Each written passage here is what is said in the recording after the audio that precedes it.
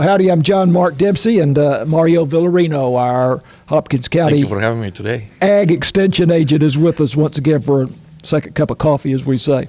Mario just walked in, and first of all, we're going to talk about some very interesting agricultural production numbers that Mario provided me with. But so that we don't run out of time, let's mention first of all that the Junior Market Livestock Show is coming up here on February 26th through the 28th, Thursday through Saturday, and this is a big annual event. It is, and it's actually the ending of a year process that both 4-H and FFA members go putting a project together, being recognized, feeding, and then getting them ready to be sold next week. Yeah. And you said how many kids will be involved in There are this? about 350 exhibitors. Not, of course, it's a selection process during the show. That's what the show is. Many members have different challenges or situations with the projects. They exhibit them on the Civic Center here in Sulphur Springs, and then a judge come over and make a grading on those. They'll learn what happened throughout the year, and then they get selected the top 25 or whatever. Did you say 350? There's 350 Wow. entries. Entries. We normally count entries, how many projects are put together, because a child could have more than one. Okay, so that's Yes, the number of it's very entries. common. That is correct. It's very difficult to correlate number projects per child, because some of them have 2 or 3 at the same time. I'm looking at your brochure, and the sale of champions has gone up from $219,000 in 2010, 15 years ago, to $672,000. That is correct. And it's one of those amazing, we talked about this a few minutes ago, that the dynamics of economy, how different it is from, years passing by, just the value of things, and how genetics make a significant difference every time. And it is a significant investment for the families, that they have to actually put it together and spend the time. Youth is in part of that, and they're bound to their animals, and they get ready to be showing them, and hopefully they get into the sale, and they get supported by the beautiful community that we have that show up and buy the projects. Okay, so this is again Thursday through Saturday, February 26th to the 28th at the Civic Center. And you will see some of these differences if you like livestock and you like to see youth projects. You will see the change on the dynamics and the change of the market, because that's the whole idea, that a competitive judge comes in and give their opinion of their projects and rank them from the top to bottom, and the ones who make it on the top will be the ones who sell. All right, good. Looking forward to it.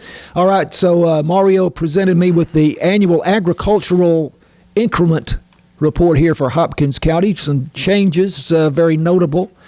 The thing that jumps out at you, I guess the first thing was the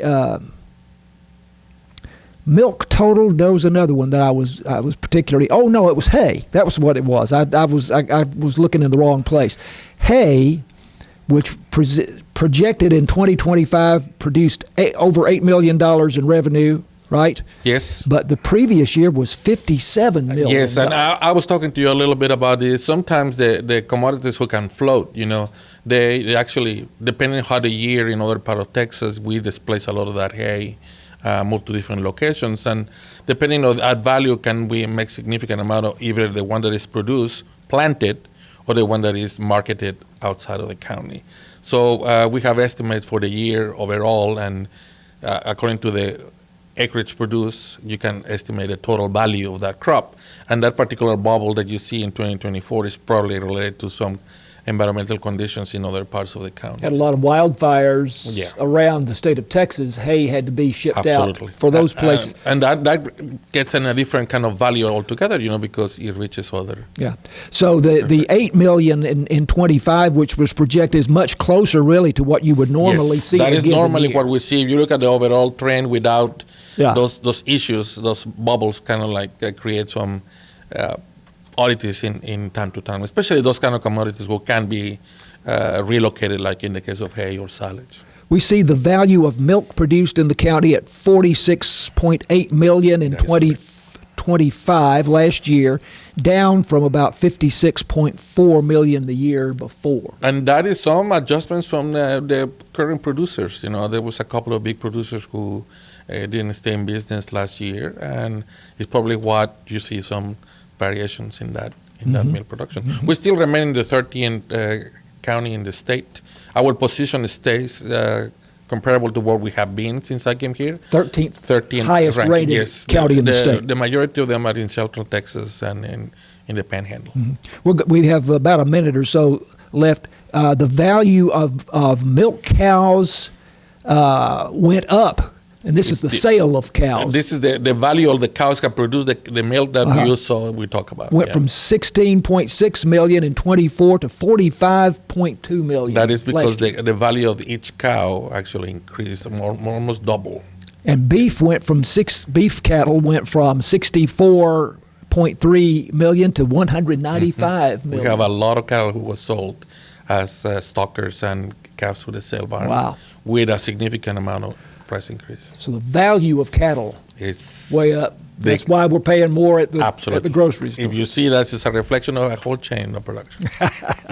Well, Mario, I expect we'll be seeing some news published about this. Yes, it's going to come up. But I'm heading to report to the Commissioner's Court in a week, and we're going to get their feedback and awareness of this, and then we will share it with the community. Great, very good. Mario Villarino is our Hopkins County Ag Extension Agent. We thank him for stopping by for that second cup of coffee again. I'm John Mark Dempsey, and this is KSST.